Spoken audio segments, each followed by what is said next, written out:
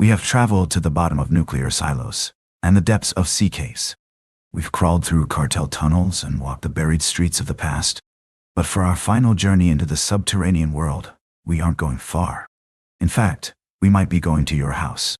Welcome to the finale of our Subterranean World series. Tonight, we unlock the door at the top of the stairs. The basement, the crawl space, the foundation. This is the most intimate underground of all. It's the place where the heating unit hums, where the holiday decorations are stored, and where the monsters hide. Because the scariest things aren't found in the middle of the desert. They're found directly beneath the floorboards of a quiet suburban home. These spaces exist in millions of houses across America. Dark, damp, forgotten. But in some homes, the basement holds more than old furniture and cobwebs. It holds secrets that should never have been buried. Secrets that seep through the floorboards. Secrets that smell. Tonight, we descend one final time, not into caves or silos, but into the foundations of ordinary homes, where unimaginable horrors unfolded just feet below family dinners, birthday parties, and Sunday mornings. This is the story of 7 monsters in the basement, the horror beneath the floor. The smell of the heater. Norwood Park, Chicago, 1978. A quiet working-class neighborhood where everyone knew their neighbors. Kids rode bikes down Summerdale Avenue. Families mowed their lawns on Saturday mornings. And at 8213 Summerdale, a man named John Wayne Gacy lived what appeared to be a perfectly normal life.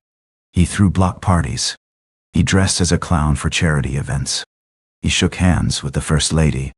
But beneath his ranch-style home, in the narrow void between the foundation and the earth, something was rotting.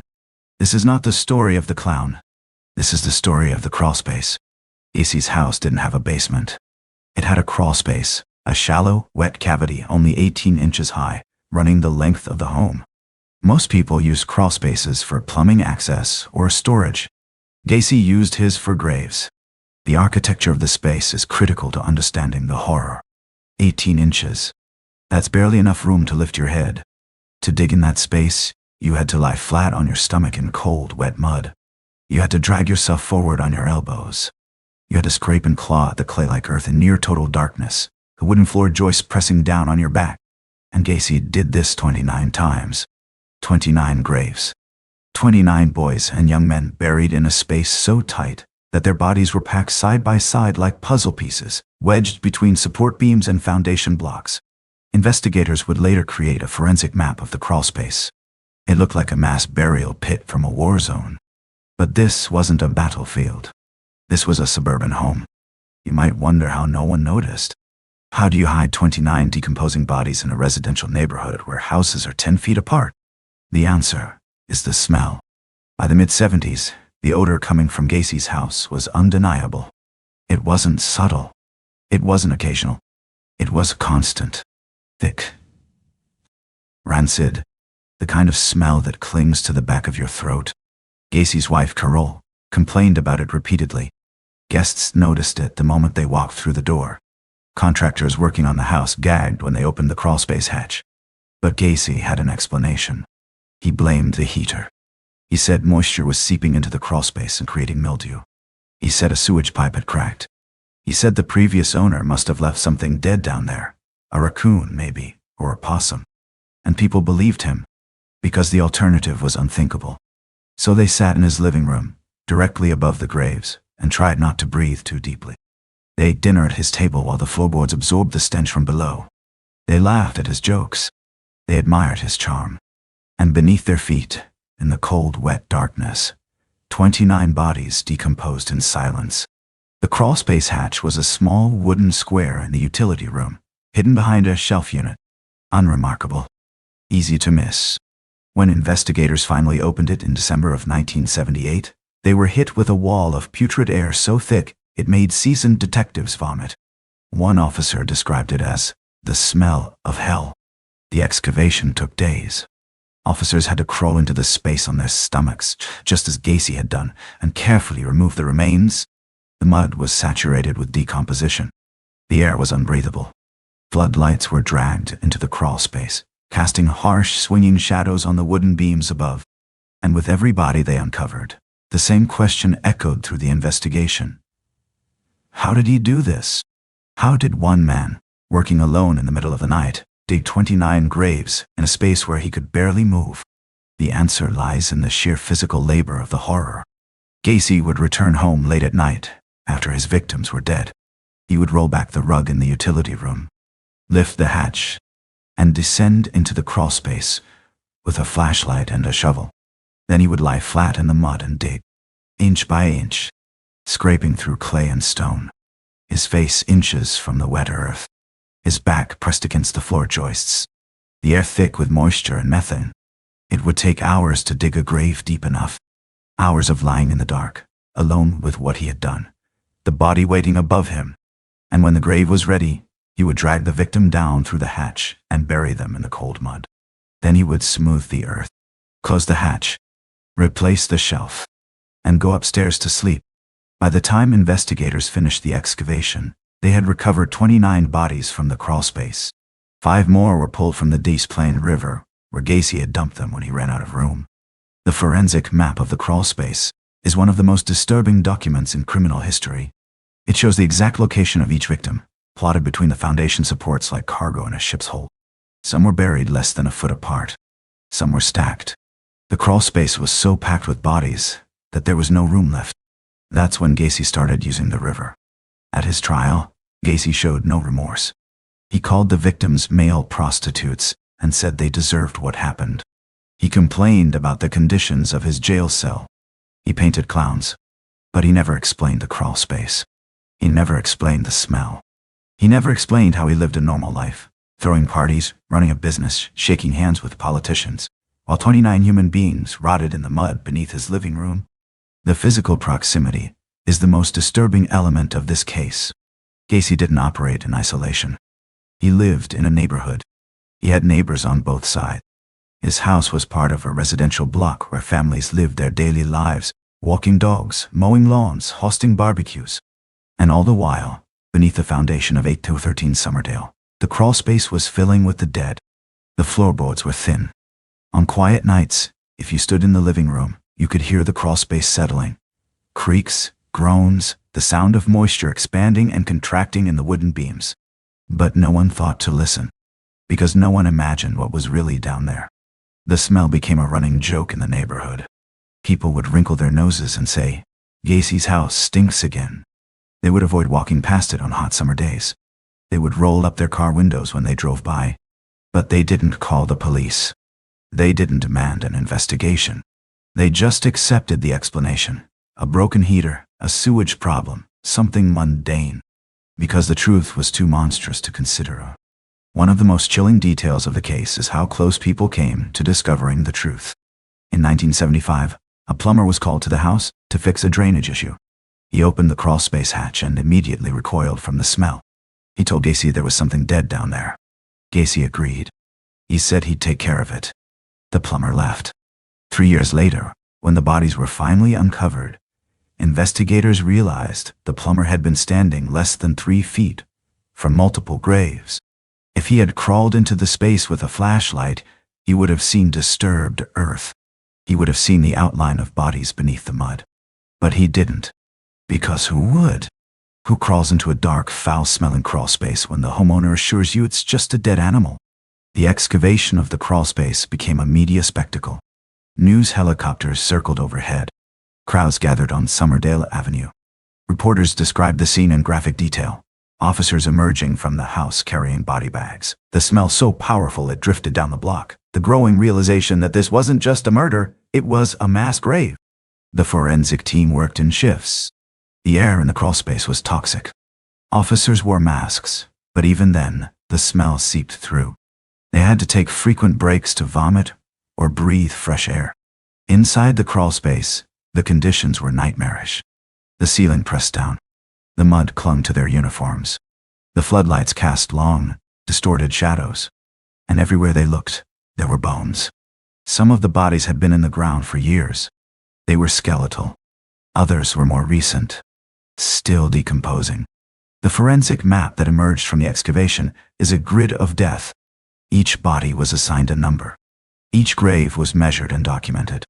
The map shows how tightly packed the bodies were, how little space remained, how Gacy had used every available inch of the crawlspace, treating it like a storage unit for human remains. When investigators presented the map at trial, the courtroom fell silent, because the map made it real. It wasn't just a number, 29 victims. It was a visual representation of the horror. A diagram that showed how one man had transformed the foundation of his home into a catacomb. The victims were young. Most were teenagers. Some were in their early 20s. They were runaways, drifters, young men looking for work. Gacy would pick them up, offer them jobs with his construction company, promise them money, and then he would bring them to 8213 Summerdale. The house looked safe, normal, a suburban ranch home with a manicured lawn. Why would anyone suspect danger? But once inside, the door would lock, and the crawlspace would open. The psychological manipulation Gacy employed was as disturbing as the physical horror. He would convince his victims that he was helping them, that he was offering them opportunity, that he cared. And then, in the space of minutes, he would transform from benefactor to predator. The crawlspace was his final solution. It was where the lies ended, where the mask came off, where the reality of who John Wayne Gacy really was became inescapable. 8213 Summerdale Avenue no longer exists. After the investigation concluded, the house was demolished. The crawlspace was excavated, sanitized, and filled in. The lot was paved over and sold. Today, there's no marker, no plaque, just an empty space where a house used to stand. But the story of the crawlspace remains. It remains as a reminder that the most horrifying places aren't always remote. They aren't always hidden in the wilderness or locked behind steel doors. Sometimes, they're directly beneath your feet, in the foundation, in the 18-inch gap between the earth and the floorboards, where the only thing separating life from death is a wooden hatch and a lie about the heater. The Soundproof Tomb. Bayshore, New York. December of 1992. A 10-year-old girl named Katie Beers disappeared. She was last seen with a family friend, a man in his 40s named John Esposito. Esposito told police that Katie had been kidnapped by a stranger while they were at a video arcade. He appeared distraught. He helped organize search parties. He appeared on the local news pleading for her safe return. But Katie wasn't in the hands of a stranger. She was 6 feet beneath Esposito's garage, locked in a concrete tomb he had built specifically for her. This case isn't just about abduction. It's about construction. Because Esposito didn't improvise. He didn't lock Katie in a shed or a closet. He engineered a dungeon. For months, maybe years, Esposito had been preparing. He had excavated a space beneath the concrete floor of his garage, 6 feet deep, roughly the size of a coffin stood on end. He had poured concrete walls, installed a ventilation system, wired electricity for a single light bulb and a small television. He had built a locking steel door and covered the entrance with a 200-pound concrete slab, which he concealed beneath a heavy rolled-up carpet and a pile of junk. From the outside, the garage looked like any other. Cluttered, disorganized, oil stains on the floor, rusty tools hanging on pegboards. But beneath the clutter was a hairline seam in the concrete, and beneath that seam was a child. For 17 days, Katie Beers lived in that cell. She had no windows, no clock, no way to know if it was day or night. The only light came from a bare bulb overhead, controlled by Esposito from above. He would lift the concrete slab using a system of pulleys and weights, lower food and water down through the hatch, and then seal it again. The cell was soundproof. Katie screamed. She cried. She banged on the walls. But the neighbors who walked past the garage every single day heard nothing. You're likely asking how this could happen. How could a man build a dungeon in a residential neighborhood without anyone noticing? The answer is time and deception. Esposito was a contractor. He had the tools. He had the skills. He had the excuse. If a neighbor asked what he was doing, he could say he was repairing the foundation or installing a sump pump. And because the work was happening inside a closed garage, no one could see the truth. The entrance to the cell was hidden with obsessive care. The concrete slab weighed 200 pounds, far too heavy for a child to lift it. The edges were ground smooth so they fit flush with the surrounding floor. The carpet over the top was filthy and stained, deliberately chosen to look like something no one would want to move. And even if someone had moved it, the seam in the concrete was nearly invisible unless you knew what you were looking for. Esposito's plan was almost perfect. But on January 6, 1993, the investigation took a decisive turn. Detectives began to suspect Esposito's story didn't add up. His timeline had inconsistencies. His behavior seemed rehearsed. His emotional responses felt practiced rather than genuine. And when they searched his property, they found something strange. The garage was too clean. For a man who claimed to be a contractor, there was an unusual absence of debris in one specific section of the floor. The concrete there looked newer, smoother, different. On January 13th, investigators returned with ground-penetrating radar. They rolled back the carpet. They found the seam. They lifted the slab. And they found Katie Beers, alive, staring up at them from the darkness. She had been underground for 17 days. The cell was approximately 4 feet wide and 7 feet tall, barely larger than a standing coffin. The walls were bare concrete, cold and damp. There was a mattress on the floor, a bucket for waste, a small TV bolted to the wall, playing static when the power was on. That was it. No books, no toys, nothing but the hum of the ventilation fan and the vibration of footsteps on the garage floor above. Katie later described hearing cars pull into the driveway, hearing voices, hearing life happening just a few feet above her head, separated by a slab of concrete and a lie. Esposito's house was in a residential neighborhood. Families lived on either side. Kids played in the street. Mail carriers walked past the garage every day. And none of them knew that a child was screaming 6 feet below the ground.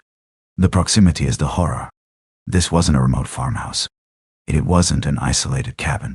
It was a garage in suburbia. The kind of place where you park your car and store your lawnmower. The kind of place where the only thing separating a victim from rescue is a carpet and a 200-pound slab of concrete. After Katie's rescue, investigators examined the cell in detail. They found scratches on the walls where she had tried to dig her way out. They found marks on the door where she had tried to force it open. They found evidence that Esposito had planned to keep her there indefinitely. He had stockpiled food. He had tested the ventilation system to ensure she wouldn't suffocate. He had installed the television to keep her docile. This wasn't a crime of passion.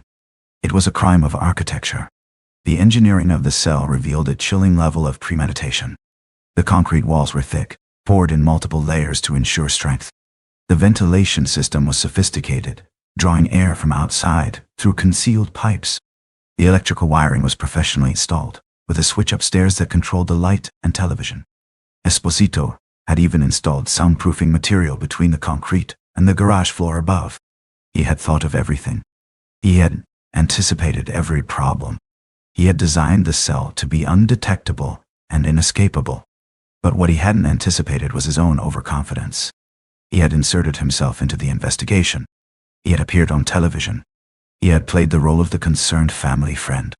And investigators noticed. They noticed the inconsistencies in his story. They noticed how he seemed to know details that hadn't been made public. They noticed how he directed search efforts away from his own property. And slowly, the investigation turned toward him. The search of Esposito's garage was methodical. Detectives knew they were looking for something hidden. They examined the floor inch by inch. They tapped the concrete, listening for hollow spaces. They noticed the carpet, filthy, heavy, deliberately placed. When they rolled it back, they saw the seam. It was thin, almost invisible, but it was there. The concrete slab took 4 officers to lift it. Beneath it was a steel hatch, locked from the outside. When they opened the hatch and shined a flashlight down into the darkness, they saw Katie Beers looking up at them. 17 days underground. 17 days in the dark. 17 days of hearing the world above, but being unable to reach it. Katie's rescue was a miracle. But the investigation that followed revealed a nightmare. Esposito had been planning this for years. He had befriended Katie's family specifically to gain access to her. He had built the cell with meticulous care. He had tested every system. He had created a prison designed to hold a child indefinitely. The question that haunted investigators was simple: why? Esposito never gave a coherent answer. At trial, he showed no remorse. He claimed he had been trying to save Katie from her troubled home life. But the evidence told a different story. The cell told a different story. The soundproofing told a different story. This wasn't rescue. This was ownership. This was control. This was a man who had engineered a space where a child could be kept, hidden, silenced, and possessed. Esposito was sentenced to 15 years to life. He died in prison in 2013. The house on Saxon Avenue was later sold. The garage was demolished. The concrete slab was broken apart and hauled away. But the story remains one of the most disturbing examples of hidden proximity in criminal history. Because the scariest dungeons aren't found in castles or caves. They're found under carpets in suburban garages, where the only sound is the hum of a ventilation fan and the muffled vibration of a world that has no idea you exist. The case of Katie Beers became a national story. It sparked conversations about child safety, about background checks, about who we trust. But it also revealed something darker. It revealed how easy it is to hide horror in plain sight. How a garage in a residential neighborhood can conceal a tomb. How a concrete slab and a carpet can separate a victim from rescue. How the foundation of a house can hold secrets that are only discovered when someone finally looks down instead of away. Katie Beer survived. She was rescued. She was given a second chance at life. But for 17 days, she lived in a space designed to erase her. A soundproof tomb, 6 feet below the surface, where the only light came from a bulb controlled by her captor. And the only sound was the distant vibration of footsteps above. The Spider-Man of Denver, Colorado, 1941. A man named Philip Peters lived alone in a modest 2-story house on the east side of the city. He was 73 years old, retired, quieted. His wife had passed away years earlier, and his health was beginning to fail. He lived a simple, predictable life. He woke at the same time every morning. He read the newspaper. He listened to the radio. He took walks around the neighborhood. And every evening, he locked his doors and windows before bed. On the afternoon of October 17th, a friend stopped by to check on Peters. The front door was locked. The windows were latched from the inside. The friend knocked. No answer. He knocked again. Still nothing. Concerned, he contacted police. Officers forced entry through a side window. Inside, they found Philip Peters lying dead on the floor of his bedroom. He had been bludgeoned with a blunt object. His skull was fractured. Blood pooled beneath his head. But here's what didn't make sense. The house was locked from the inside. Every door, every window. No sign of forced entry. No sign of exit. The killer, it seemed, had vanished into thin air. For weeks, investigators worked the case. They interviewed neighbors. They dusted for prints. They searched for witnesses. They developed theories. But nothing fit. It was a locked room mystery. The kind that shouldn't exist in real life. And then the neighbors started reporting something strange. They said they heard footsteps in the house at night. Heavy, slow, deliberate. They said they saw lights moving in the windows. Flickering. Brief. As if someone was using a flashlight. They said the house felt occupied. Like someone was still there. Police dismissed the reports as imagination or grief. The house was empty. They had searched it top to bottom. They had checked every room, every closet, every corner. There was no one there. Or so they thought. What they didn't know was that the killer never left. He was still inside, living in the walls. Theodore Conis was 59 years old, homeless and desperate. He had known Philip Peters years earlier, back when they were both younger men. They had worked together, shared meals. But that was decades ago. By the fall of 1941, Conis had fallen on hard times. He had no money, no shelter, no prospects. Winter was coming, and he was starving. So he went to Peters' house, hoping to ask for help. Maybe Peters would remember him. Maybe he'd offer a meal. Maybe a place to stay for a night or two. But when Conis arrived, Peters wasn't home. The door was locked. The windows were shut. Except one. A small window on the second floor, partially open. Conis stared at it. The opening looked impossibly small. But he was thin, gaunt, malnourished. He climbed up a hill, squeezed through, and found himself in a narrow attic space above the second-floor hallway. The space was tiny, barely 3 feet high and 2 feet wide. Dust covered everything. Cobwebs hung from the rafters. The air was stale. Most people would have assumed no one could fit inside. But Conies was desperate. He curled up in the dusty crawlspace and waited. When Peters returned home that evening, Conies stayed silent. He listened to the old man moving through the house below. He heard him cook dinner. He heard him turn on the radio. He heard him go to bed. And then, in the middle of the night, Conies crept down through a trapdoor in the ceiling. He moved through the dark house like a shadow. He ate food from the kitchen. Bread, cheese-ins, whatever he could find. He drank water from the tap. He used the bathroom. And then he climbed back into the crawlspace and disappeared. He did this for weeks, maybe months. Peters never knew. At this point, you might wonder how someone could live inside a house without the owner noticing. How do you remain invisible when you're sharing the same space? The answer lies in the architecture of old homes. The house on Welton Street was built in the 1890s. It had high ceilings, narrow staircases, odd alcoves and storage cubbies. And like many homes of that era, it had crawl spaces and attic access points that were easy to overlook. The trapdoor Conies used was in the ceiling of a second-floor hallway. It was painted over. It blended into the plaster. Unless you were looking for it, you'd never notice it. Conies had transformed the attic into a nest. He stashed food in the corners. He kept a small pile of newspapers for reading. He urinated into jars to avoid using the toilet during the day. He learned Peter's schedule by heart. He knew when the old man was awake, when he was asleep, when he left the house, when he returned. And every night, Conies descended into the house to forage. But on the night of October 17th, something went wrong. Peters woke up. Maybe he heard a noise. Maybe it was intuition. But he got out of bed and went to investigate. And he found Theodore Conies standing in his kitchen. There was a confrontation. Peters was old, but he wasn't passive. He may have tried to grab Conies. He may have tried to call for help. He may have demanded to know who this intruder was. We'll never know exactly what happened in those moments. But at some point, Conies picked up an iron stove shaker from the fireplace and struck Peters in the head. Once, twice, 3 times. Peters collapsed. Blood spread across the floor. Conies panicked. He dragged the body into the bedroom, and then he climbed back into the attic. He pulled the trapdoor shut, and he stayed there, even as police arrived, even as they searched the house, even as they stood directly beneath him, discussing the locked room mystery. Conies remained silent, curled in the crawl space, listening. For months, the case went cold, but the sightings continued. Neighbors swore they saw a figure moving past the windows at night. A silhouette, thin, hunched.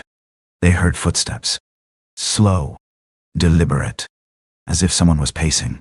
They saw lights, brief flickers, like a candle or a match. One woman claimed she saw a ghost climbing into a second-floor window. Police returned to the house multiple times. They searched the rooms. They checked the locks. They examined the windows.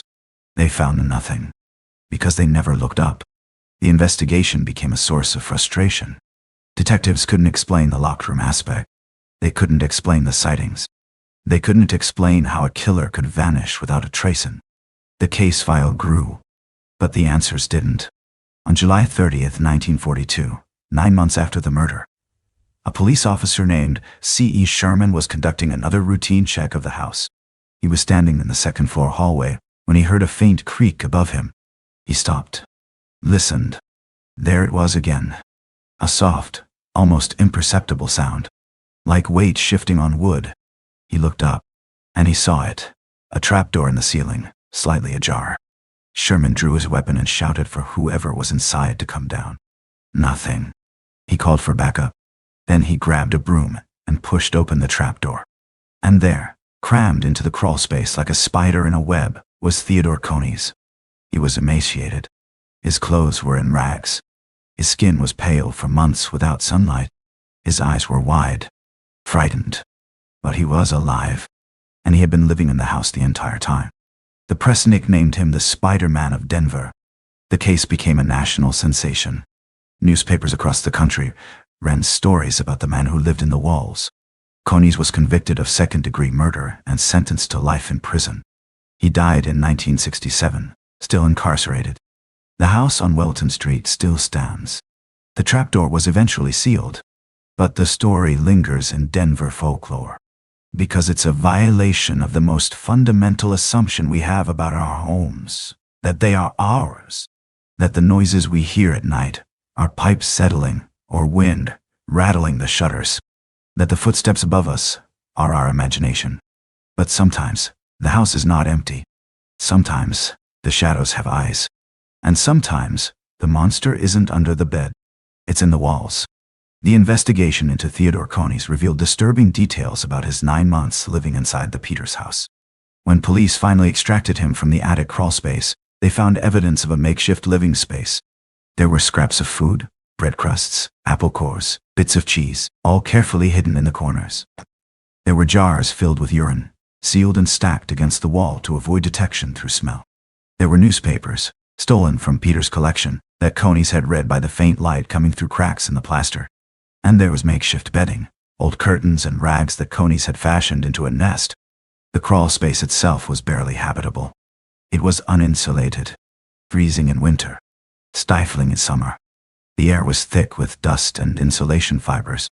There was no room to stand, no room to stretch, no room to move.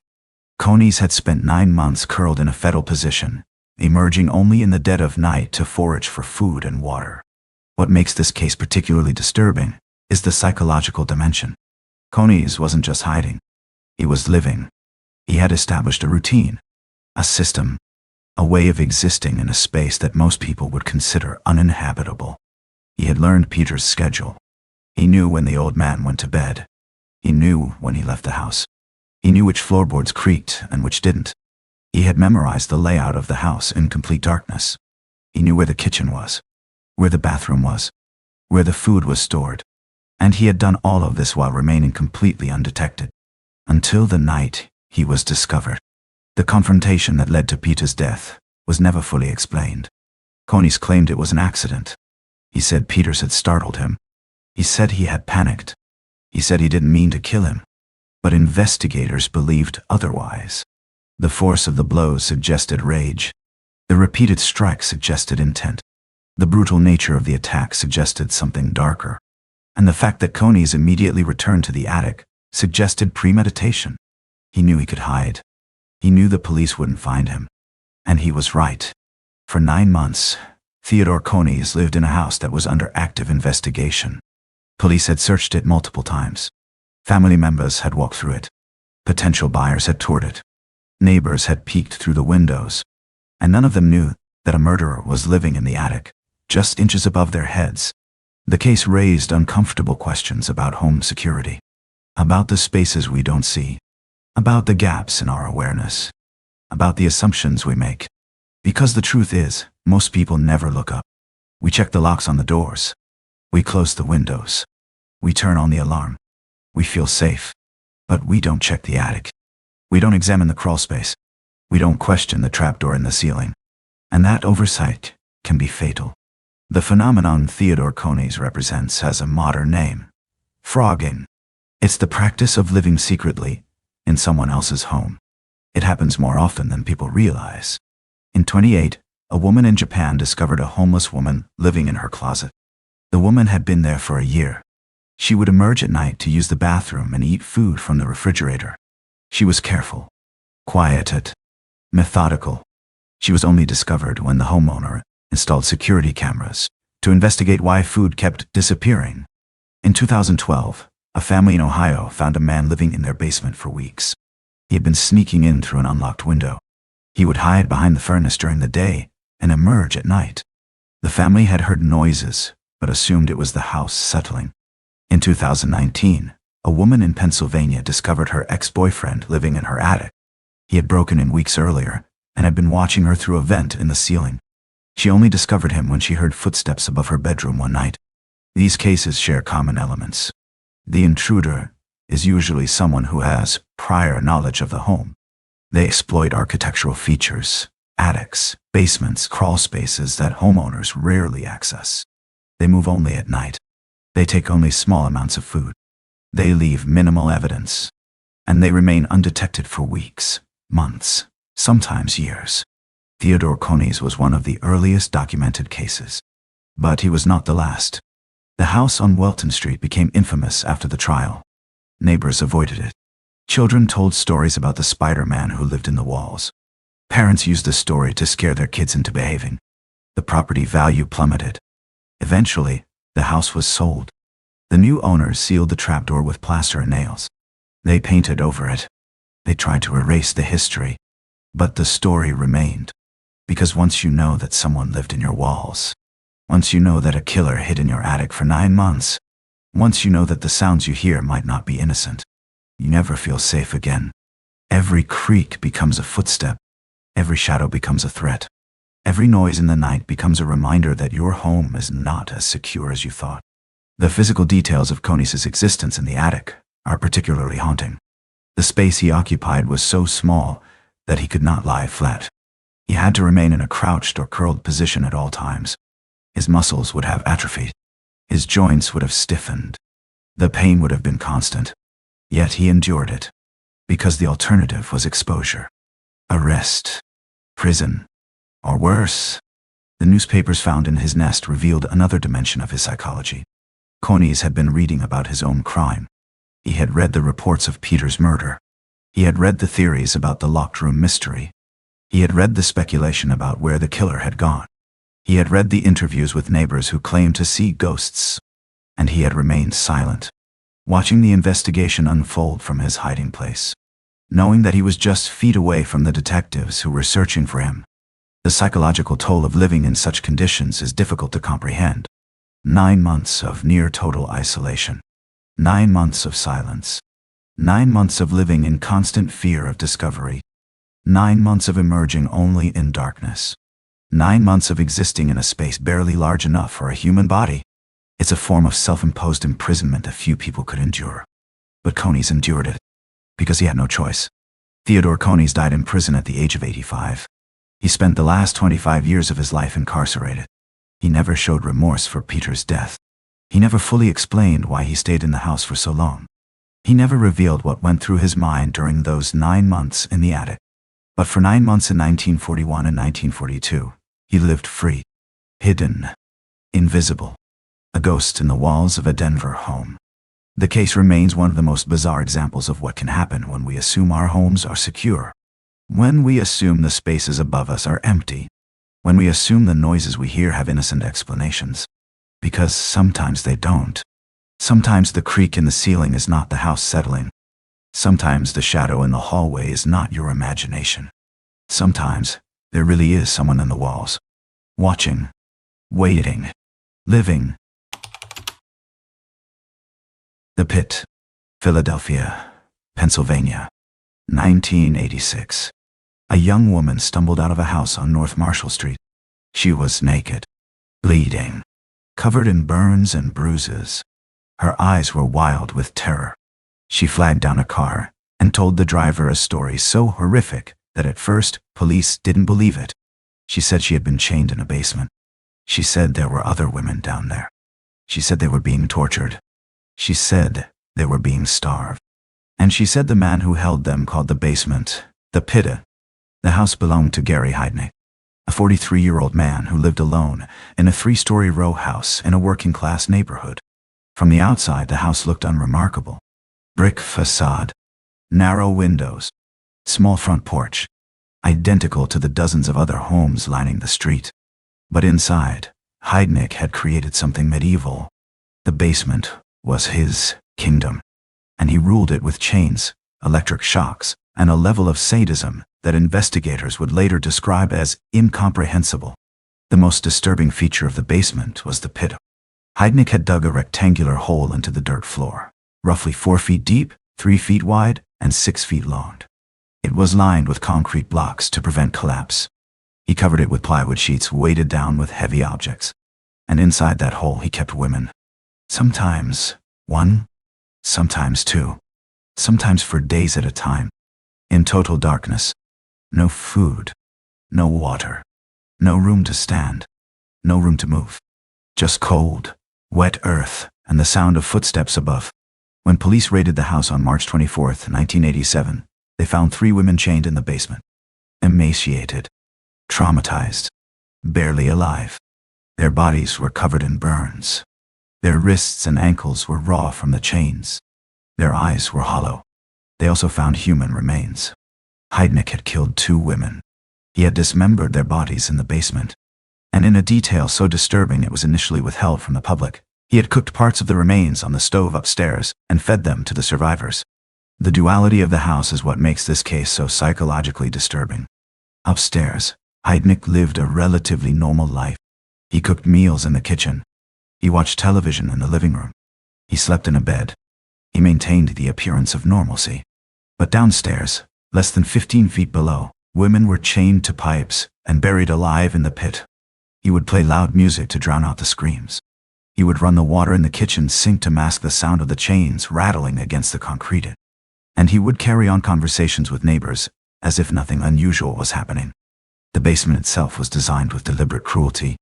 The ceiling was low, barely 6 feet high, creating a claustrophobic, oppressive atmosphere. The walls were damp and moldy. The floor was part concrete, part exposed dirt. There were exposed pipes running along the ceiling, perfect for securing chains. A single bare light bulb hung from a wire, casting harsh, swinging shadows. And in the corner, the pit. When investigators examined the plywood sheets that covered the pit, they found scratches on the underside. Deep, frantic, claw marks. Evidence of someone trying to push the boards up from below. Trying to escape. Failing. The chains Heidnik used were heavy and industrial. He bolted them directly into the foundation stone with masonry anchors. The victims had no leverage. No way to break free. Some were chained by the neck. Some by the ankle. Some by both. One woman was suspended from the ceiling by her wrist for days, her toes barely touching the ground. Heidnik's method of control was psychological as well as physical. He told the women that if they cooperated, they would be fed. If they resisted, they would go into the pit. He played them against each other, rewarding compliance, punishing defiance, creating a hierarchy of suffering where survival depended on submission. He would choose one woman to be his favorite and she would get more food, better treatment, a mattress instead of the cold floor. But the favoritism was temporary, and it was designed to create division, to prevent the women from uniting against him. But the most disturbing element of the case is how Heidnik managed to maintain this double life. He wasn't isolated. He had neighbors on both sides. He had a job at a local factory. He interacted with the community. People saw him coming and going from the house. They heard the music. They smelled the odors coming from the basement. But they didn't act.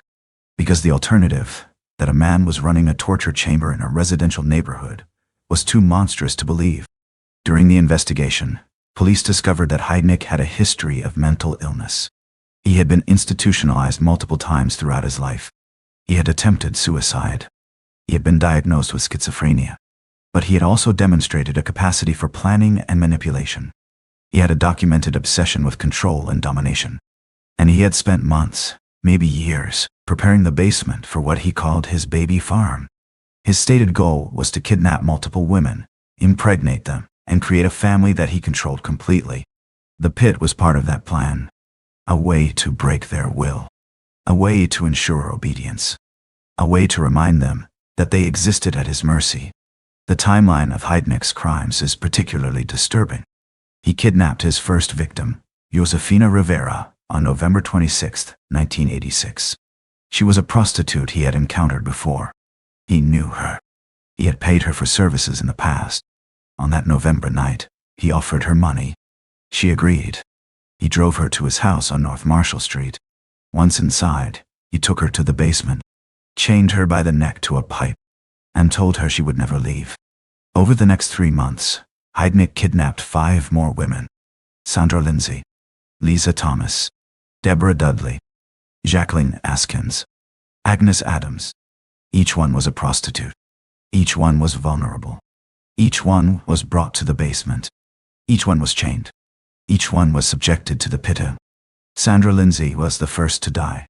She had been chained in the basement for months. Heidnik had punished her repeatedly for refusing to cooperate. She had fought back. She had resisted. She had refused to submit. On one occasion, he unchained her, forced her into the pit, and left her there for days without food or water. When he finally pulled her out, she was weak, barely conscious, dehydrated. Heidnik chained her to a pipe and left her hanging by one arm. She died from a combination of starvation, exposure, and positional asphyxiation. Her body hung from the pipe for hours before Heidnik realized she was dead. When he did, he didn't panic. He didn't call for help. He didn't show remorse. Instead, he dismembered her body in the basement. He used a power saw. The sound echoed through the basement. The other women heard everything. He cooked some of the remains on the stove upstairs, and he fed them to the surviving victims, mixed with dog food. He told them it was dog food. But they knew. They knew. Deborah Dudley was the second to die. She had fought back more than the others. She had tried to escape.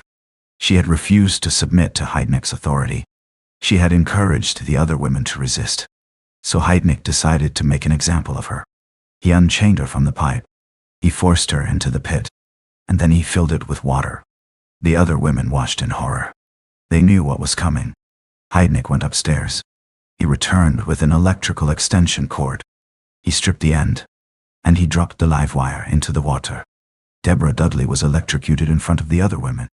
Her body convulsed. The water sparked and boiled.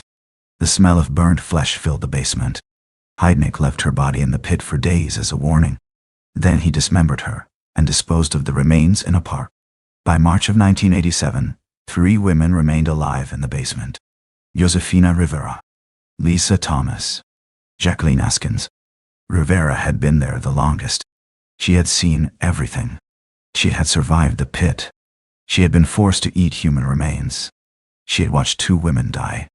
And she had learned to play Heidnik's game.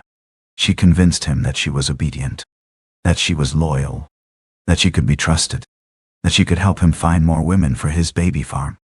And eventually, Heidnik believed her. On March 24th, he allowed Rivera to leave the house. He gave her money. He told her to return with another woman. He trusted her. Instead, Rivera went directly to the police. She told them everything. The basement, the chains, the pit, the murders, the torture. And she led them back to North Marshall Street. When police raided the house, they found Lisa Thomas and Jacqueline Askins chained in the basement.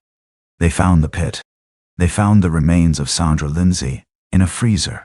They found evidence of Deborah Dudley's murder.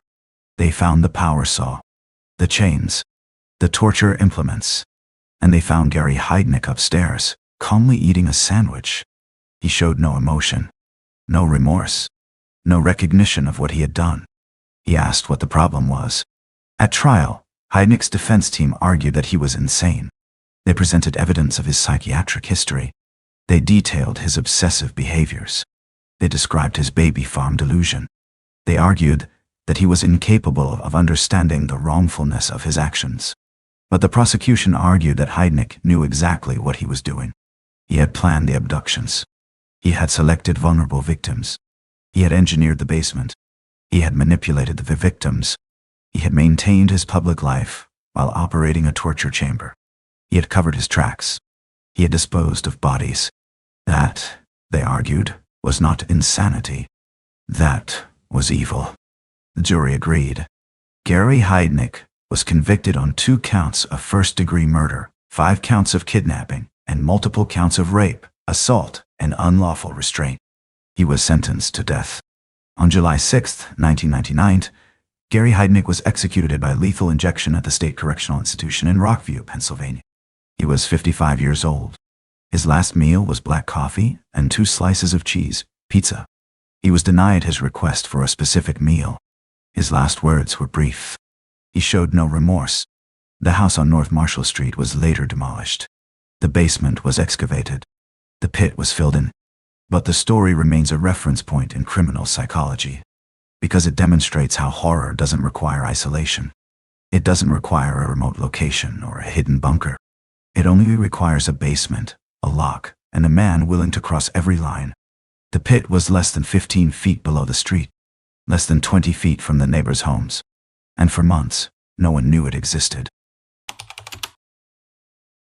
The House of Death, Cleveland, Ohio, Imperial Avenue, a street on the east side of the city lined with aging houses and boarded-up buildings. The neighborhood had seen better days. Unemployment was high. Crime was common. Many houses were abandoned. But people still lived there. Families. Working people. Survivors. For years, residents complained about a smell. It was constant. Overpowering. Sickening. The kind of smell that made people cross the street to avoid it. The kind of smell that lingered in your clothes. The kind of smell that you couldn't forget. At first, they blamed the sausage shop a few blocks away. Ray's Sausage Company. It had been there for decades. Maybe something had gone wrong with their processing. Maybe meat had spoiled. Then they blamed the sewers. Maybe there was a backup. Maybe something had died in the pipes. Then they blamed each other. Maybe someone's plumbing was broken. Maybe someone had a dead animal in their walls. But the smell didn't go away. It got worse. Especially in the summer, when the heat made it unbearable. And it was coming from one house in particular, 12,205 Imperial Avenue, the home of Anthony Sewell. Sewell was 50 years old. Quieted. Polite. He kept to himself. He had a gentle demeanor. He would sit on the porch in the evenings, smoking cigarettes and watching the neighborhood. He would wave to neighbors. He would make small talk. He seemed harmless. He had served time in prison for attempted rape in the 1990s, but since his release in 2005, he had maintained a low profile. He lived on the second floor of a 2-story house. The house was old, run down. The paint was peeling. The porch was sagging, but it was home. And beneath his feet, in the crawl spaces and the dirt floor basement, 11 women were decomposing. This case is not just about murder. It's about community denial. Because the smell was undeniable. Everyone knew something was wrong. But no one wanted to believe that the nice guy on Imperial Avenue was capable of what he was actually doing. So they blamed the sausage shop. They blamed the city. They blamed anything except the truth. On October 29, 2009, police arrived at Sewell's house with a warrant for his arrest on an unrelated assault charge. A woman had reported that Sewell had attacked her. She had escaped. She had filed a report. And now, police were coming to arrest him. Sewell wasn't home. But when officers entered the house to search for him, they immediately smelled it. Death. Decomposition. Decay. The smell was overwhelming. Officers began to search. They found 2 bodies on the 3rd floor, wrapped in plastic garbage bags and layered with sheets. They had been there for months. The smell was so powerful that officers had to wear respirators.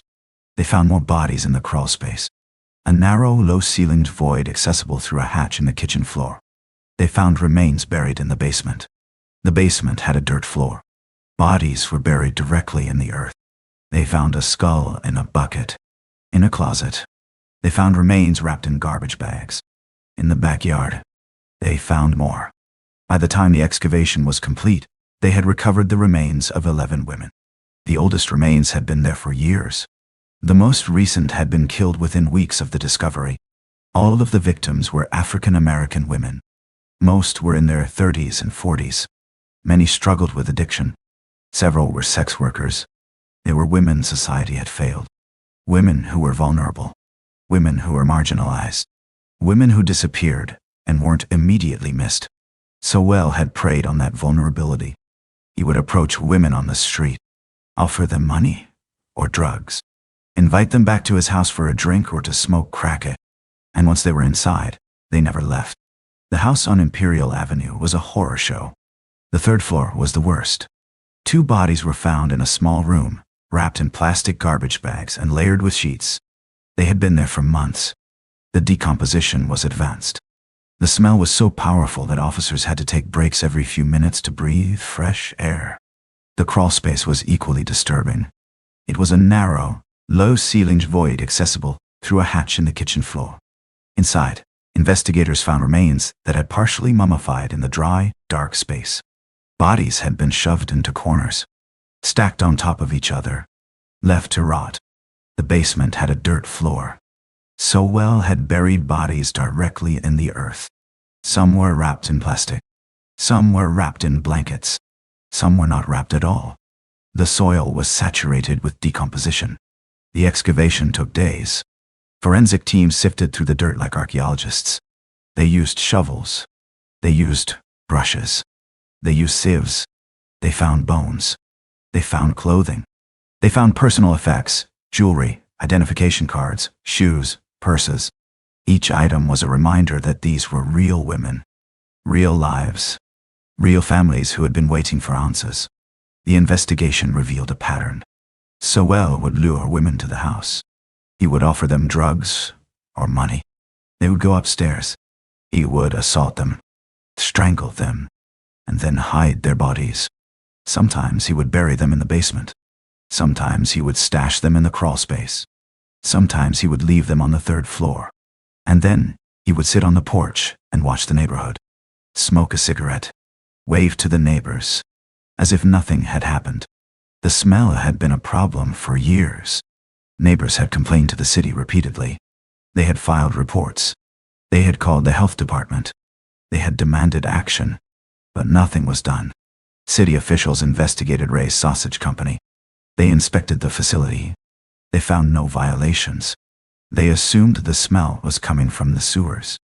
They sent workers to check the pipes. They found no problems. They closed the complaints, and the smell continued. Because the smell wasn't coming from the sausage shop. It wasn't coming from the sewers. It was coming from 12,205 Imperial Avenue. The case sparked outrage in Cleveland.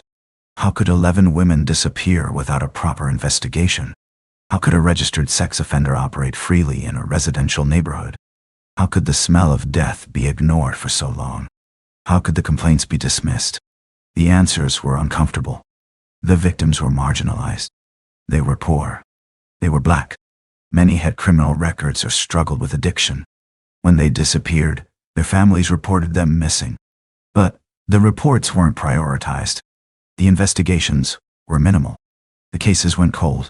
And Anthony Sewell exploited that systemic failure. The victims deserve to be named.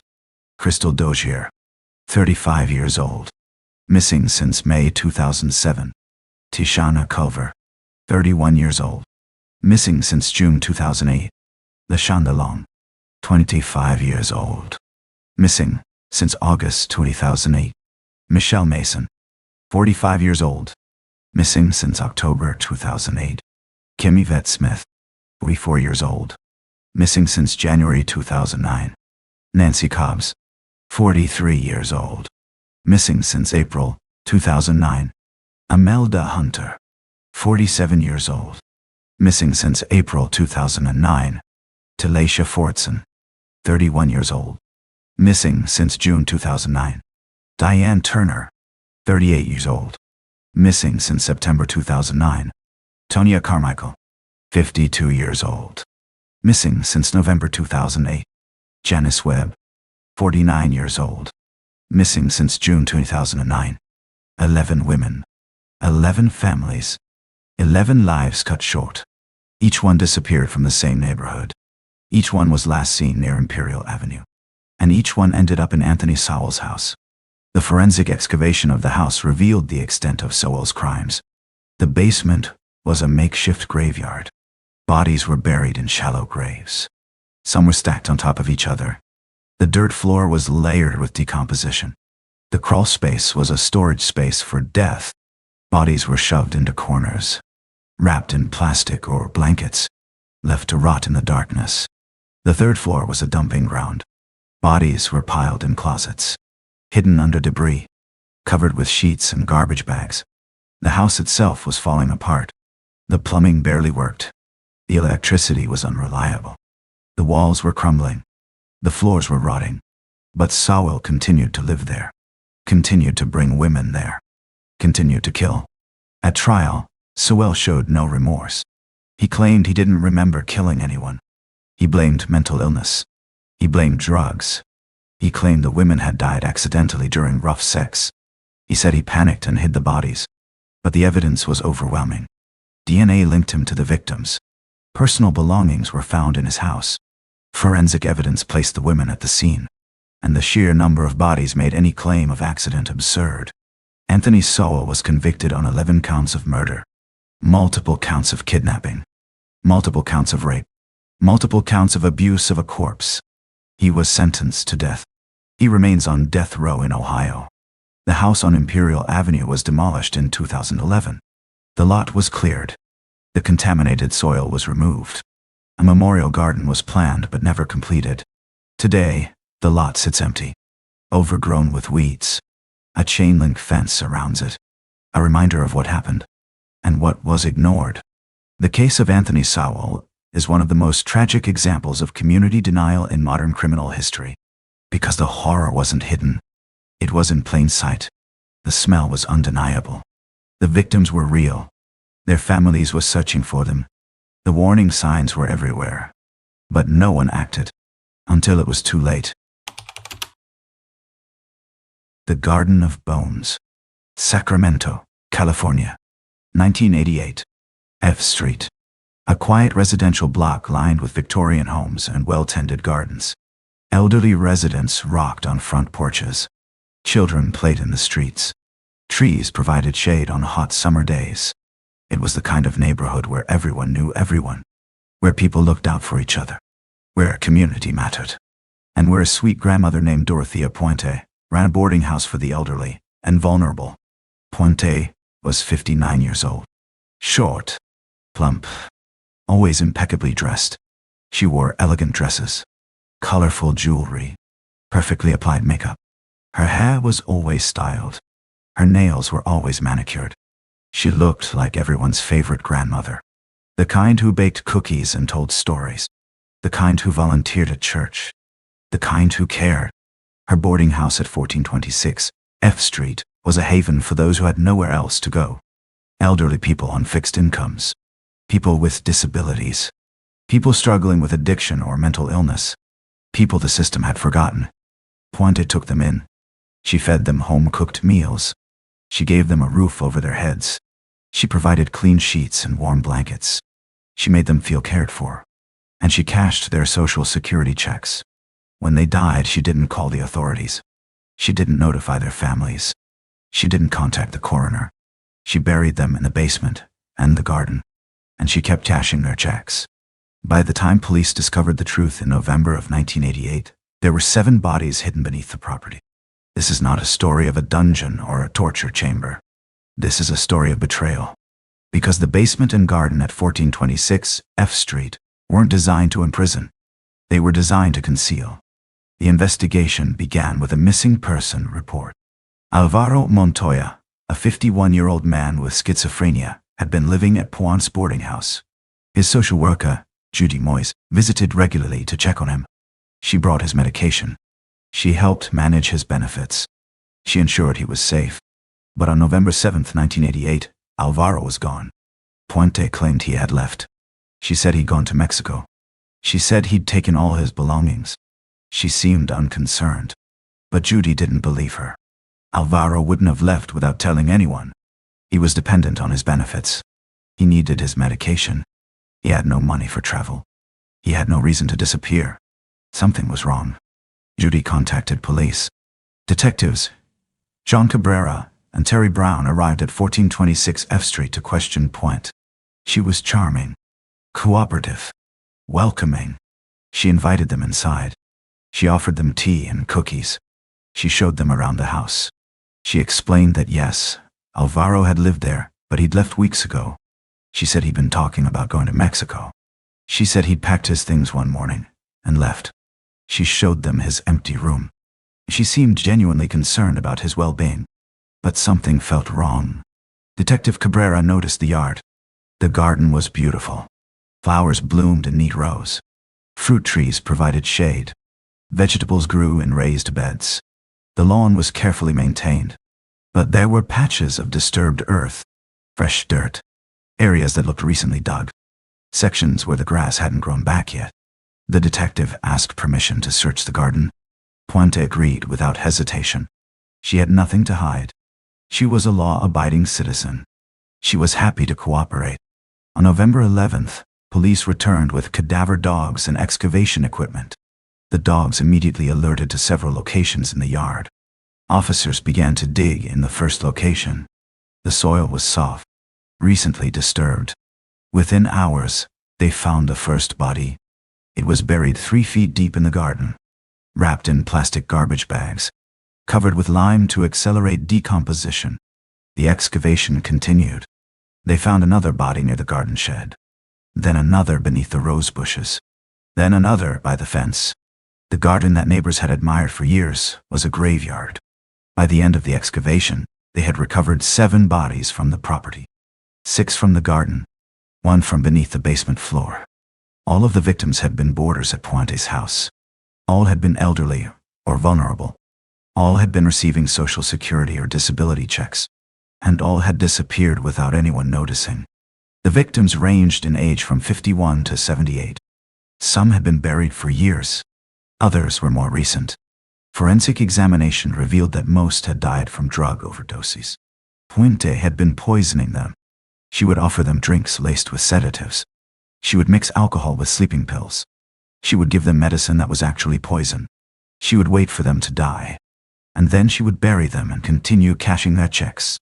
The system was simple, efficient, and it had worked for years.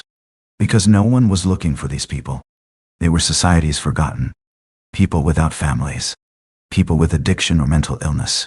People who existed on the margins. People whose absence wouldn't be noticed. When they disappeared, there were no vigils. No search parties. No media coverage. Just Dorothea Puente, continuing to cash their checks and maintain her respectable facade. During the excavation, Puente remained at the scene. She watched the police dig. She sipped coffee from a thermos. She chatted with reporters who had gathered. She maintained her grandmother persona. Sweet. Concerned. Confused. She insisted there must be some mistake. She had no idea how those bodies got there.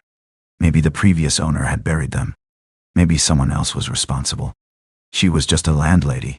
A caretaker. A kind woman helping those in need. She couldn't possibly be involved. But as the body count rose, the evidence mounted. Personal belongings were found with the remains. Identification cards, clothing, jewelry, items that linked the bodies to former boarders. Financial records showed that Puente had been cashing the victims' checks long after they had died. She had forged signatures. She had impersonated them on the phone with Social Security. She had created an elaborate system to keep the benefits flowing. Bank deposits showed a pattern. Regular checks being cashed, month after month, year after year, long after the recipients were dead. On November 17th, during a break in the excavation, Puente asked detectives if she could walk to a nearby hotel to get a cup of coffee. The detectives were busy. The scene was chaotic. Media was everywhere. They agreed. Puente walked away from 1426 F Street, and she never came back. Puente had fled. She walked to a nearby bus stop. She took a bus to the Greyhound station. She bought a ticket to Los Angeles. She checked into a cheap motel in downtown LA under a false name. She dyed her hair. She changed her appearance. She bought new clothes. She tried to disappear. But her face was all over the news. The death house landlady was one of the most wanted fugitives in America. Television stations ran her photo constantly. Newspapers printed front-page stories. The manhunt was nationwide. 4 days later, a man named Charles Wilkes was drinking at a bar in Los Angeles. He noticed an elderly woman sitting alone. She looked familiar. He glanced at the television above the bar, and he realized who she was. He called the police. Officers arrived within minutes. Puente was arrested without incident. She was sitting calmly at the bar, sipping a cocktail. When police approached, she smiled. She didn't resist. She didn't run. She simply asked if she could finish her drink. She was extradited back to Sacramento to face trial. The trial of Dorothea Puente began in 1992. It was a media sensation. Court TV broadcast it live. The courtroom was packed every day. The sweet grandmother accused of murdering her boarders and burying them in the garden. The prosecution laid out the evidence methodically. They presented the bodies. They showed the financial records. They documented the pattern of deaths and continued benefit collection. They called witnesses who testified about Puente's behavior. Survivors who had lived in the house described how she controlled the residents, how she managed their money, how she isolated them from their families, how she made them dependent on her. The testimony painted a picture of a woman who saw vulnerable people as commodities, as sources of income, as disposable. One former boarder testified that Puente had tried to poison him. He had become violently ill after drinking tea she prepared. He had survived only because he went to the hospital. He never returned to the boarding house. Another witness described how Puente had asked for help burying garbage in the yard. The witness, a handyman, had helped dig holes. He didn't know he was digging graves. But Puente's defense team fought back. They argued that the deaths were natural or accidental. They claimed Puente had panicked when boarders died. She didn't know what to do. She was afraid she'd be blamed. She was afraid she'd lose her boarding house license. So she made a terrible decision.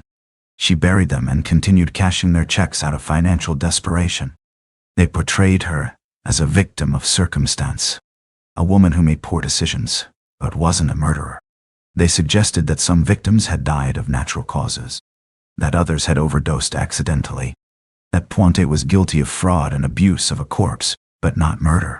The jury deliberated for 24 days. It was one of the longest deliberations in California history. They reviewed hundreds of pieces of evidence. They rewatched testimony. They debated. In the end, they convicted Puente on 3 counts of first-degree murder. The evidence on the other 4 victims was less conclusive. The jury couldn't reach a unanimous verdict on whether those deaths were murder or something else. But 3 convictions were enough. Puente was sentenced to life in prison, without the possibility of parole. She maintained her innocence until her death in 2011, at the age of 82. She died in prison at the Central California Women's Facility in Chowchilla. She never admitted to the murders. She never showed remorse. She never apologized to the families. In interviews, she portrayed herself as a victim. She claimed she was wrongly convicted. She said she was just trying to help people. She said the system had failed her. The house at 1426 F Street was sold. The new owners removed the garden entirely. They poured concrete over the yard. They sealed the basement floor. They painted every wall. They replaced every fixture. They tried to erase the history. But the story remains. Because Dorothea Puente represents a particular kind of horror. Not the horror of violence, but the horror of betrayal.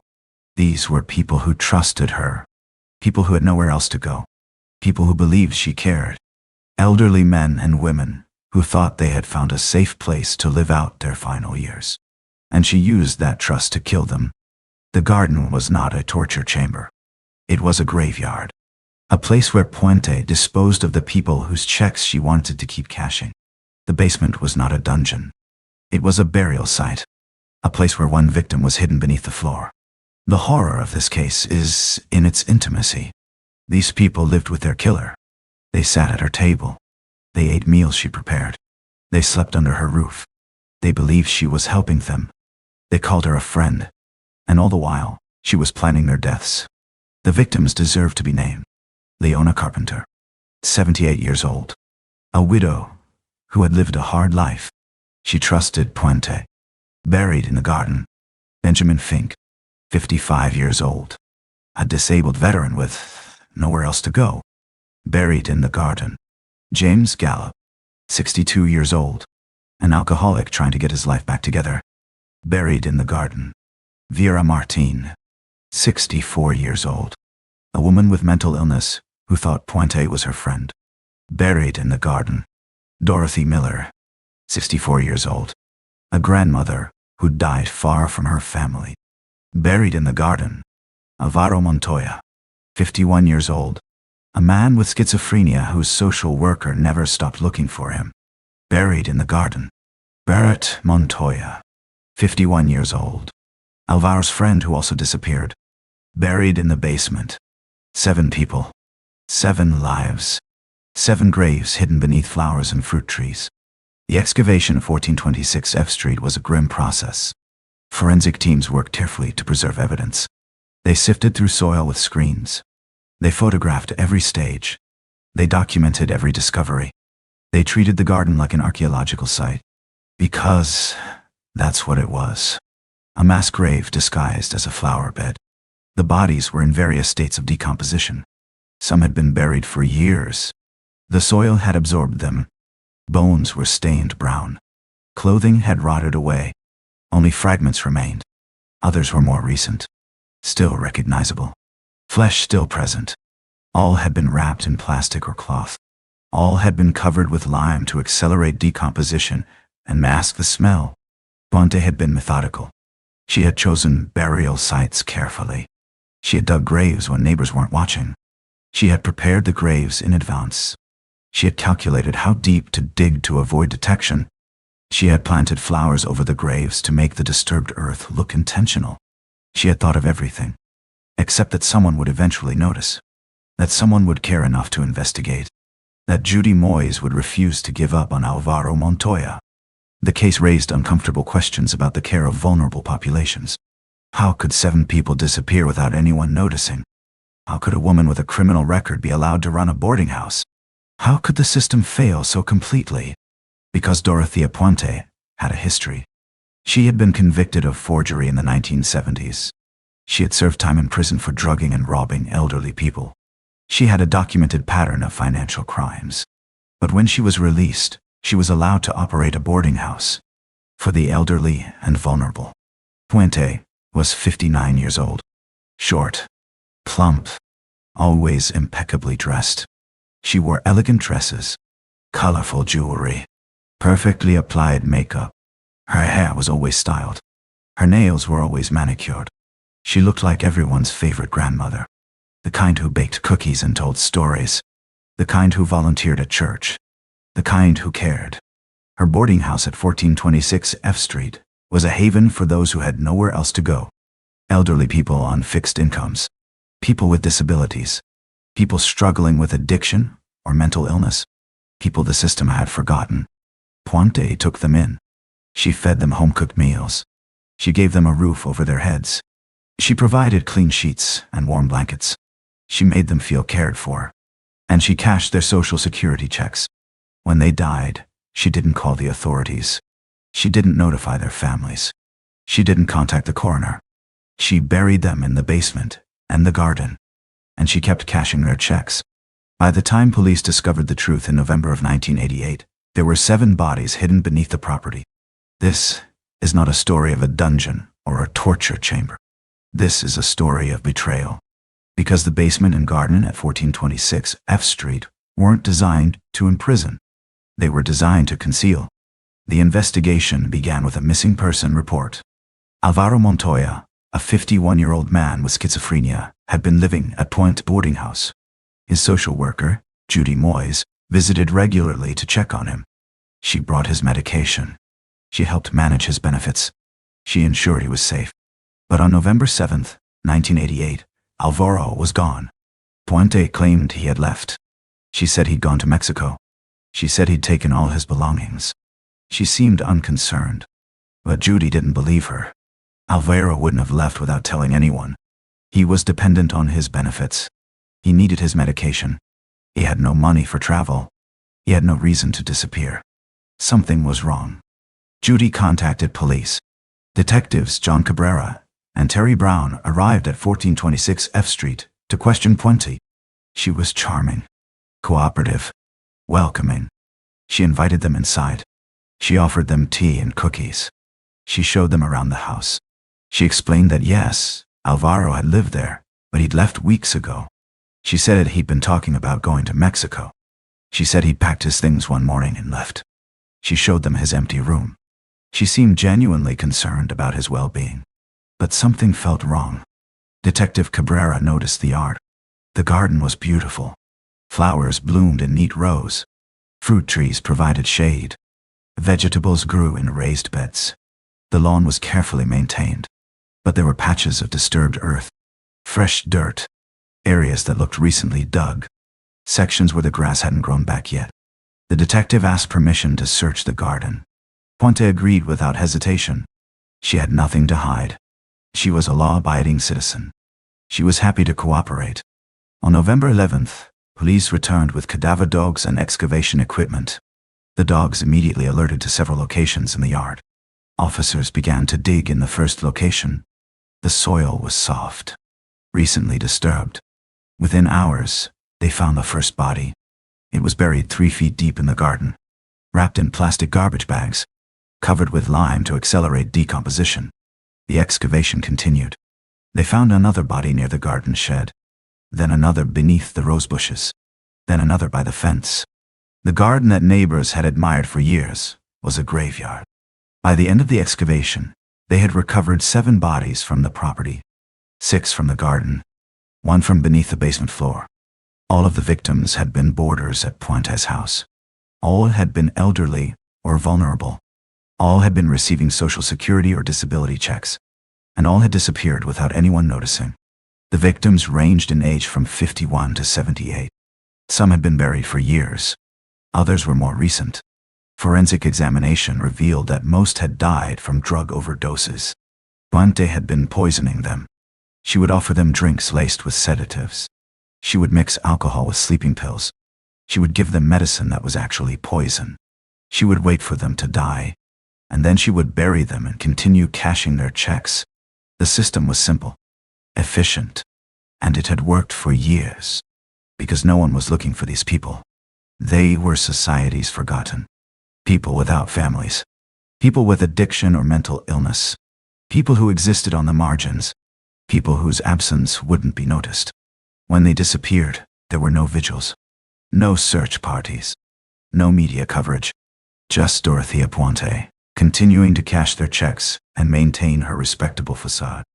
During the excavation, Puente remained at the scene. She watched the police dig. She sipped coffee from a thermos. She chatted with reporters who had gathered. She maintained her grandmother persona. Sweet, concerned, confused. She insisted there must be some mistake. She had no idea how those bodies got there. Maybe the previous owner had buried them. Maybe someone else was responsible.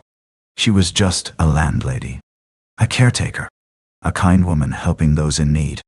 She couldn't possibly be involved. But as the body count rose, the evidence mounted. Personal belongings were found with the remains. Identification cards, clothing, jewelry, items that linked the bodies to former boarders. Financial records showed that Puente had been cashing the victims' checks long after they had died. She had forged signatures. She had impersonated them on the phone with Social Security. She had created an elaborate system to keep the benefits flowing. Bank deposits showed a pattern. Regular checks being cashed, month after month, year after year, long after the recipients were dead. On November 17th, during a break in the excavation, Puente asked detectives if she could walk to a nearby hotel to get a cup of coffee. The detectives were busy. The scene was chaotic. Media was everywhere. They agreed. Puente walked away from 1426 F Street, and she never came back. Puente had fled. She walked to a nearby bus stop. She took a bus to the Greyhound station. She bought a ticket to Los Angeles. She checked into a cheap motel in downtown LA under a false name. She dyed her hair. She changed her appearance. She bought new clothes. She tried to disappear, but her face was all over the news. The death house landlady was one of the most wanted fugitives in America. Television stations ran her photo constantly. Newspapers printed front-page stories. The manhunt was nationwide. 4 days later, a man named Charles Wilkes was drinking at a bar in Los Angeles. He noticed an elderly woman sitting alone. She looked familiar. He glanced at the television above the bar, and he realized who she was. He called the police. Officers arrived within minutes.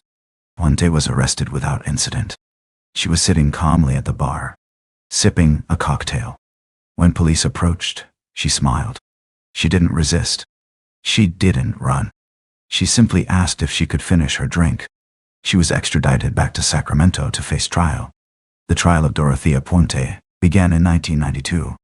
It was a media sensation. Court TV broadcast it live. The courtroom was packed every day. The sweet grandmother accused of murdering her boarders and burying them in the garden. The prosecution laid out the evidence methodically. They presented the bodies. They showed the financial records. They documented the pattern of deaths and continued benefit collection. They called witnesses who testified about Puente's behavior. Survivors who had lived in the house described how she controlled the residents, how she managed their money, how she isolated them from their families, how she made them dependent on her. The testimony painted a picture of a woman who saw vulnerable people as commodities, as sources of income, as disposable. One former boarder testified that Puente had tried to poison him. He had become violently ill after drinking tea she prepared. He had survived only because he went to the hospital. He never returned to the boarding house. Another witness described how Puente had asked for help burying garbage in the yard. The witness, a handyman, had helped dig holes. He didn't know he was digging graves. But Puente's defense team fought back. They argued that the deaths were natural or accidental. They claimed Puente had panicked when boarders died. She didn't know what to do. She was afraid she'd be blamed. She was afraid she'd lose her boarding house license. So she made a terrible decision. She buried them and continued cashing their checks out of financial desperation. They portrayed her as a victim of circumstance, a woman who made poor decisions but wasn't a murderer. They suggested that some victims had died of natural causes, that others had overdosed accidentally, that Puente was guilty of fraud and abuse of a corpse, but not murder. The jury deliberated for 24 days. It was one of the longest deliberations in California history. They reviewed hundreds of pieces of evidence. They rewatched testimony. They debated. In the end, they convicted Puente on 3 counts of first-degree murder. The evidence on the other 4 victims was less conclusive. The jury couldn't reach a unanimous verdict on whether those deaths were murder or something else. But 3 convictions were enough. Puente was sentenced to life in prison without the possibility of parole. She maintained her innocence until her death in 2011 at the age of 82. She died in prison at the Central California Women's Facility in Chowchilla. She never admitted to the murders. She never showed remorse. She never apologized to the families. In interviews, she portrayed herself as a victim. She claimed she was wrongly convicted. She said she was just trying to help people. She said the system had failed her. The house at 1426 F Street was sold. The new owners removed the garden entirely. They poured concrete over the yard. They sealed the basement floor. They painted every wall. They replaced every fixture. They tried to erase the history. But the story remains. Because Dorothea Puente represents a particular kind of horror. Not the horror of violence, but the horror of betrayal. These were people who trusted her. People who had nowhere else to go. People who believed she cared. Elderly men and women who thought they had found a safe place to live out their final years. And she used that trust to kill them. The garden was not a torture chamber. It was a graveyard. That's where Puente disposed of the people whose checks she wanted to keep cashing. The basement was not a dungeon. It was a burial site. A place where one victim was hidden beneath the floor. The horror of this case is in its intimacy. These people lived with their killer. They sat at her table. They ate meals she prepared. They slept under her roof. They believed she was helping them. They called her a friend. And all the while, she was planning their deaths. The victims deserve to be named. Leona Carpenter, 78 years old. A widow who had lived a hard life. She trusted Puente. Buried in the garden. Benjamin Fink, 55 years old. A disabled veteran with nowhere else to go. Buried in the garden. James Gallup, 62 years old. An alcoholic trying to get his life back together. Buried in the garden. Vera Martin, 64 years old. A woman with mental illness who thought Puente was her friend. Buried in the garden. Dorothy Miller, 64 years old. A grandmother who died far from her family. Buried in the garden. Alvaro Montoya, 51 years old. A man with schizophrenia whose social worker never stopped looking for him. Buried in the garden. Bert Montoya, 51 years old. Alvaro's friend who also disappeared. Buried in the basement. 7 people. 7 lives. 7 graves hidden beneath flowers and fruit trees. The excavation of 1426 F Street was a grim process. Forensic teams worked carefully to preserve evidence. They sifted through soil with screens. They photographed every stage. They documented every discovery. They treated the garden like an archaeological site. Because that's what it was. A mass grave disguised as a flower bed. The bodies were in various states of decomposition. Some had been buried for years. The soil had absorbed them. Bones were stained brown. Clothing had rotted away. Only fragments remained. Others were more recent, still recognizable. Flesh still present. All had been wrapped in plastic or cloth. All had been covered with lime to accelerate decomposition and mask the smell. Puente had been methodical. She had chosen burial sites carefully. She had dug graves when neighbors weren't watching. She had prepared the graves in advance. She had calculated how deep to dig to avoid detection. She had planted flowers over the graves to make the disturbed earth look intentional. She had thought of everything, except that someone would eventually notice, that someone would care enough to investigate, that Judy Moyes would refuse to give up on Alvaro Montoya. The case raised uncomfortable questions about the care of vulnerable populations. How could 7 people disappear without anyone noticing? How could a woman with a criminal record be allowed to run a boarding house? How could the system fail so completely? Because Dorothea Puente had a history. She had been convicted of forgery in the 1970s. She had served time in prison for drugging and robbing elderly people. She had a documented pattern of financial crimes. But when she was released, she was allowed to operate a boarding house. She was allowed to care for vulnerable people. She was allowed to manage their finances. The system that should have protected her victims instead enabled her. Social workers were overworked. Welfare checks were infrequent. When boarders disappeared, there was no follow-up. The checks just kept coming. And Puente just kept cashing them. The garden at 1426 F Street is gone now. The house still stands. But the yard has been completely renovated. The soil has been removed and replaced. The trees have been cut down. The flowers have been uprooted. Concrete covers the ground where the graves once were. Nothing remains of the Garden of Bones, except memory, and the knowledge that for years, people walked past that garden.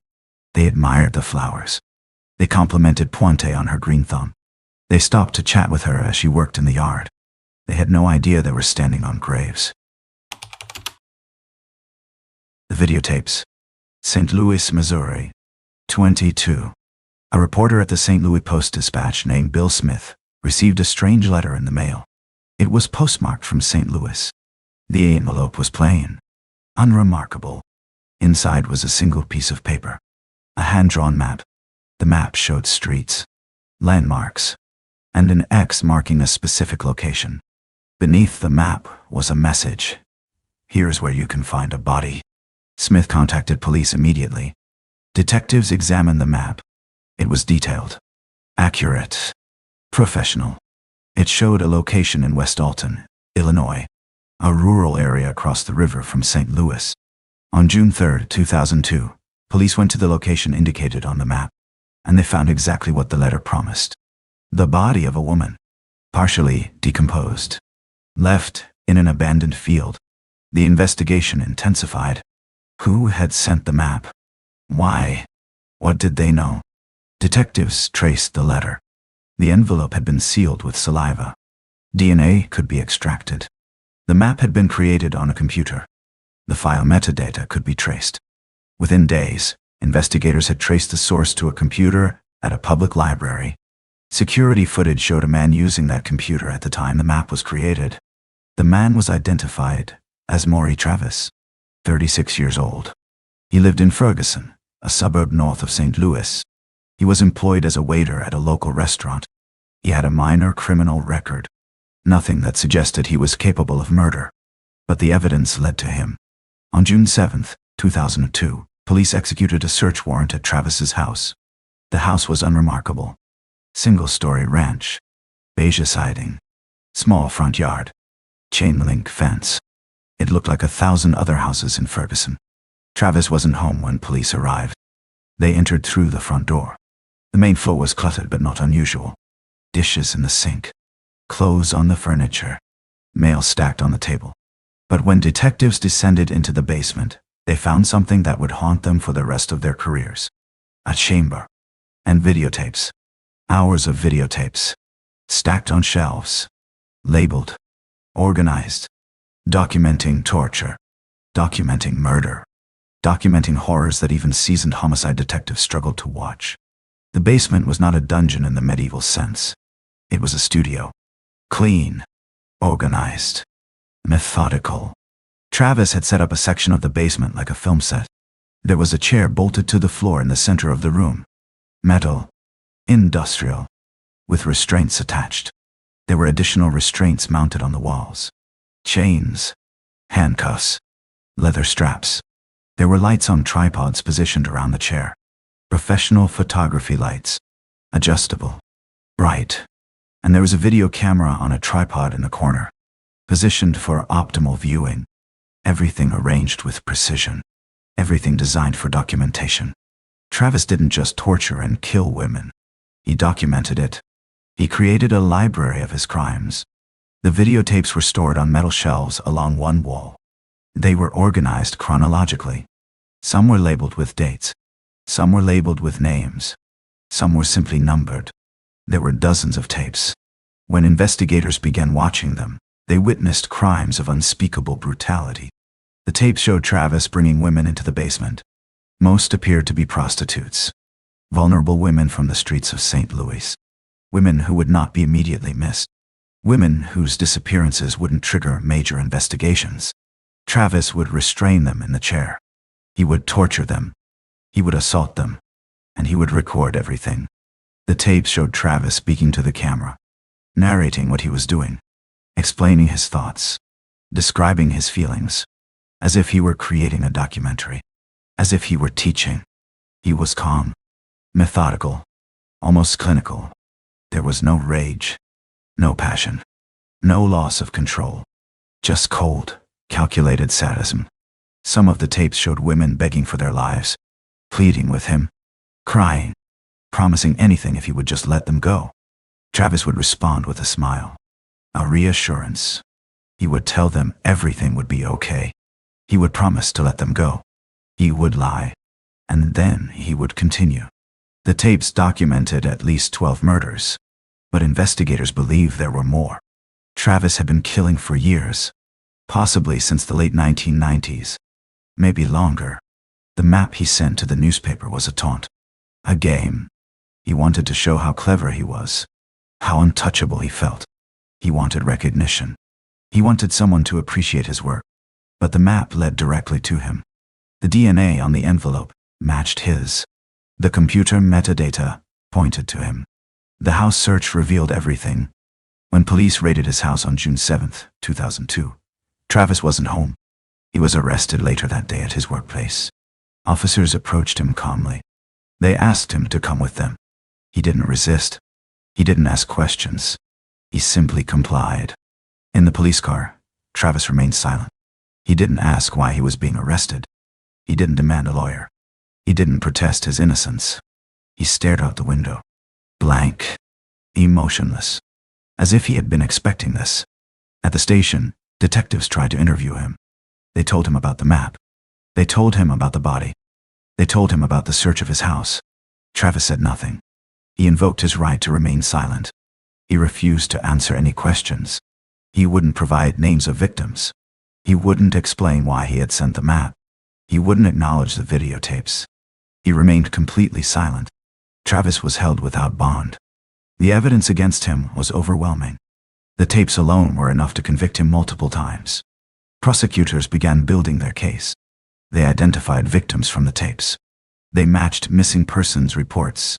They contacted families. They prepared for what would be one of the most disturbing trials in Missouri history. But the trial never happened. On June 10, 2002, 3 days after his arrest, guards found Maury Travis hanging in his cell. He had used bed sheets to fashion a noose. He had tied it to an air vent in the ceiling. He had climbed onto his bunk.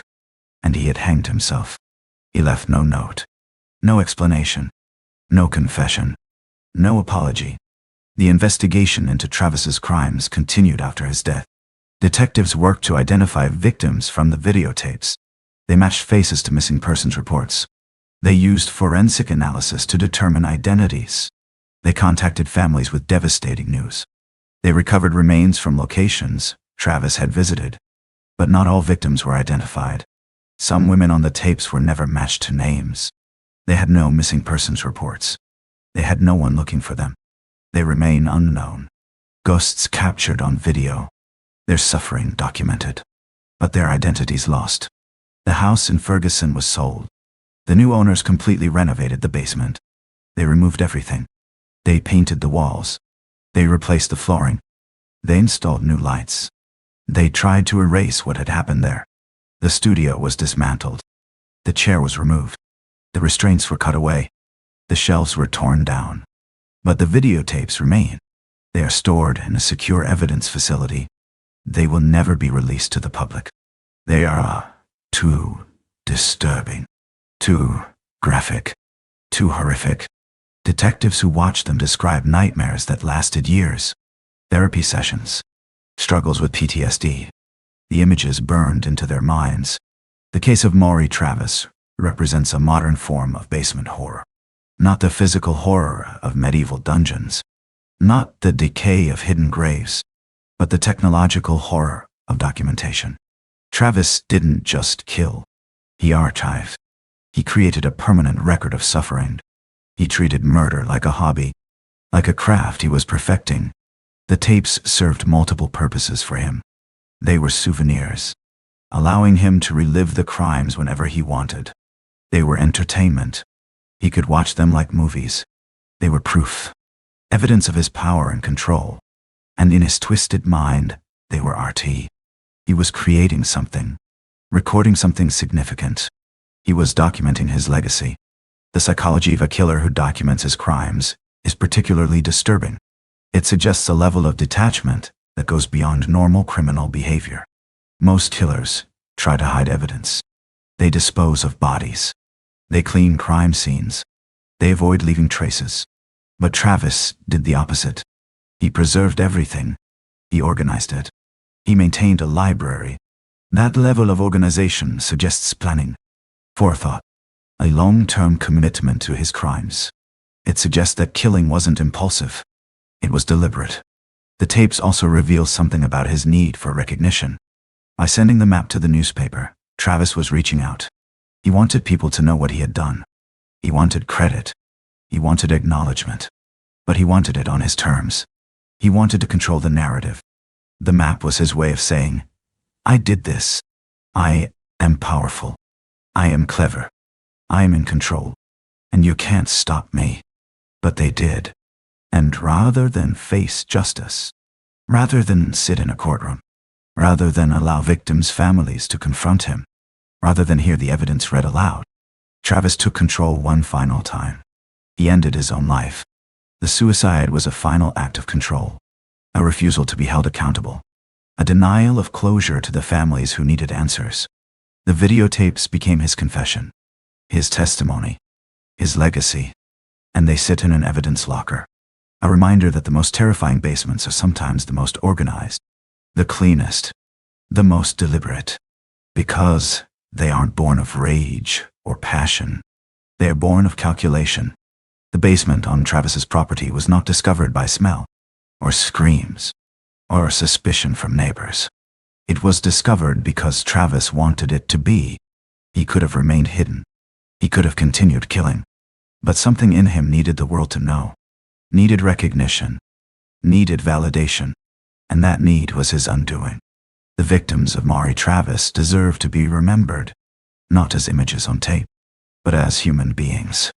Women with lives, with families, with hopes and dreams, with value. The tapes documented their deaths, but they do not define them. Some victims have been identified. Teresa Wilson, 36 years old, a mother of 3.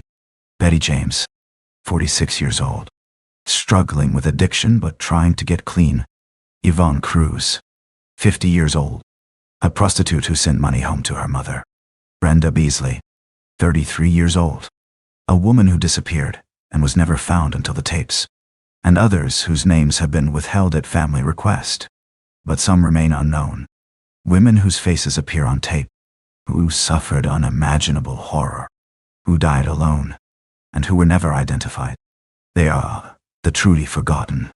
The investigation into Maury Travis officially closed after his death. But questions remain. How many victims were there in total? Where are the other bodies? Were there other locations? Did he work alone? The videotapes provide some answers. They show what happened in that basement. They show Travis's methods. They show his psychology. But they don't answer everything. Because Travis never explained himself fully. He never gave interviews. He never wrote confessions. He never detailed his motivations. He simply recorded. And then he died. The house in Ferguson still stands. It has been sold multiple times. Each owner has discovered the history. Each one has struggled with what to do. Some have moved out immediately. Others have tried to stay, to reclaim the space, to erase what happened. But the story remains. Because the basement on that property was a film studio, where a monster behind the camera documented his own descent into evil, and left behind a library of nightmares that will never be forgotten.